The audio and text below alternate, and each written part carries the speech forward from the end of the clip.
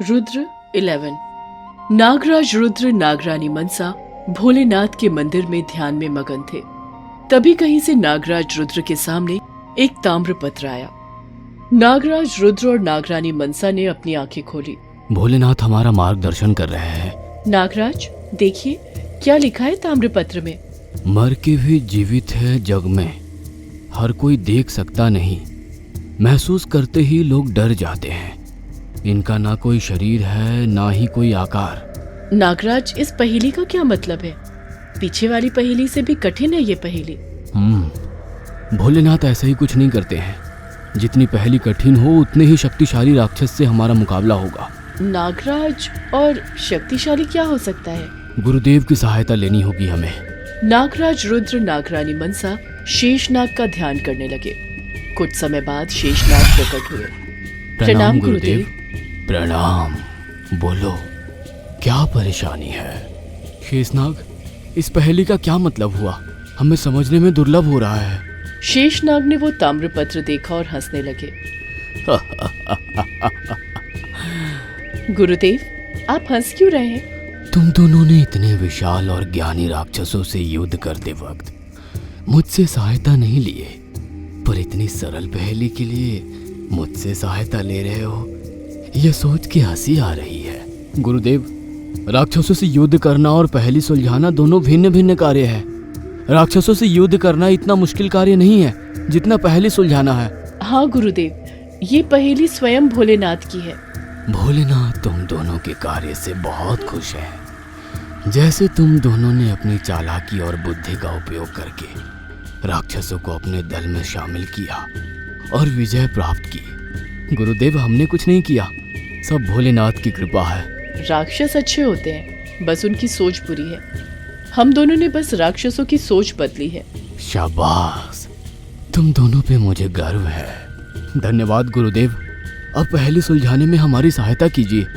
ये राक्षस जीवित भी है और नहीं भी। गुरुदेव हम समझे नहीं। इस पहेली का जवाब भूत है। वो जीवित भी है, मृत भी है। इन्हें हर कोई देख नहीं सकता।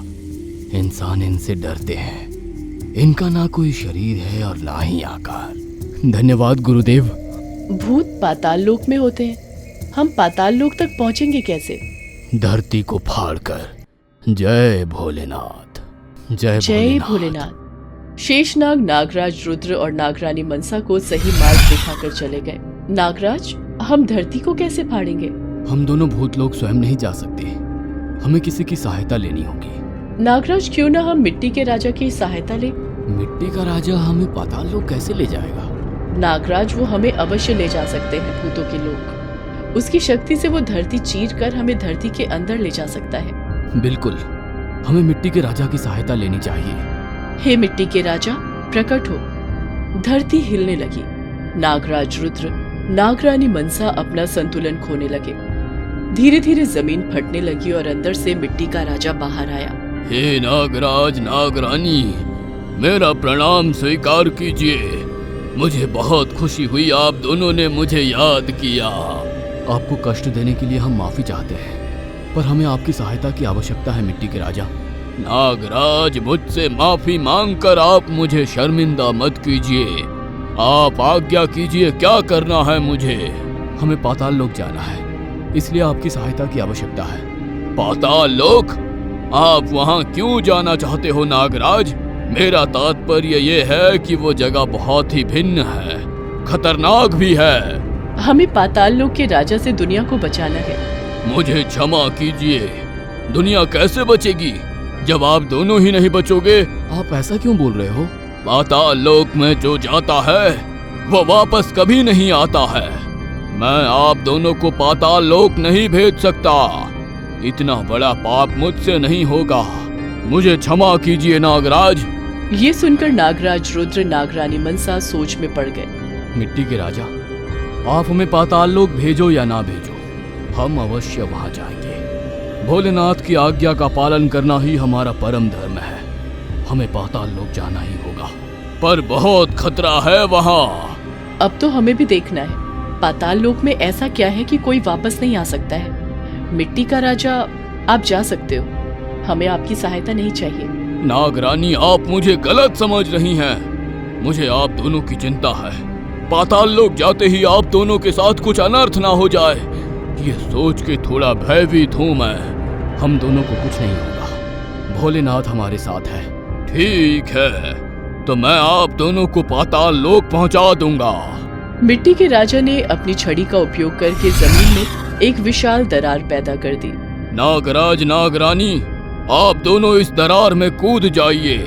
आप सीधे पाताल लोक में पहुंच जाएंगे, पर सावधान रहिए। बिल्कुल, बहुत बहुत शुक्रिया मिट्टी के राजा। वापस भूमि पर लौटने के लिए मुझे याद करना, मैं प्रकट हो जाऊंगा। विजयी भवा। नागराज रुद्र और नागरानी मनसा उस दरार के मार्ग से पाताल लोक जाने लगे। शुरू में अंधेरा छाया था, काफी देर बाद रोशनी की किरण दिखाई देने लगी और फिर रोशनी आग में बदल गई और नागराज रुद्र, नागरानी मनसा पाताल लोक में पहुंच गए। एक ऊंचे पहाड़ पर नागराज रुद्र और नागरानी मनसा खड़े हैं। चारों ओर ज्वाला धधक रही है। यहाँ तो कोई नहीं दिख रहा। ये बोलते ही 3-4 पाताल लोक के राक्षस नागराज रुद्र और नागरानी मनसा की ओर बढ़ने लगते हैं। ये पाताल के राक्षस है, शायद जल प्रहार से मर जाए। नागराज रुद्र ने जल प्रहार किया। पाताल लोक के राक्षसों पर जल प्रहार का असर नहीं हुआ। धीरे धीरे करके राक्षस पास आ रहे थे। नागराज, अग्नि प्रहार करते हैं। नागरानी मनसा ने अग्नि प्रहार किए। अग्नि प्रहार भी राक्षसों का कुछ बिगाड़ नहीं पाई। फिर नागराज रुद्र और मनसा ने मिलकर वायु प्रहार किया। वायु का भी कोई असर नहीं। फिर बिजली का प्रहार, ये भी असफल हुआ। नागराज रुद्र और नागरानी मनसा ने अपने सारे प्रहार उपयोग कर लिए, फिर भी राक्षसों को कोई नुकसान नहीं पहुंचा। धीरे धीरे राक्षस और करीब आने लगे। नागराज, अब हम क्या करें? राक्षसों ने हमें घेर लिया है।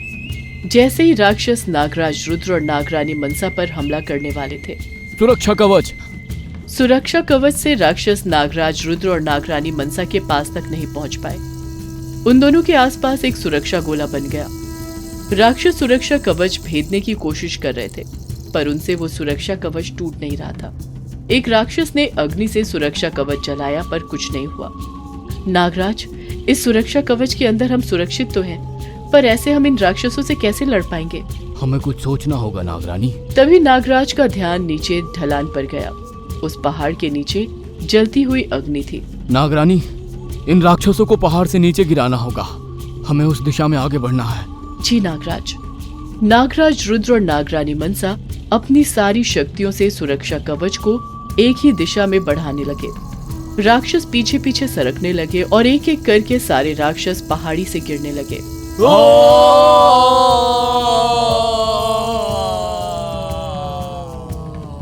सारे राक्षस गिर चुके थे। नागराज रुद्र और नागरानी मनसा ने सुरक्षा कवच खोल दिया। इनसे तो निपट लिया, पर आगे क्या? हमारे किसी भी प्रहार का इन भूतों पर असर नहीं हो रहा। हम कैसे इन सबसे लड़ेंगे? नागराज रुद्र और नागरानी मनसा चिंतित थे।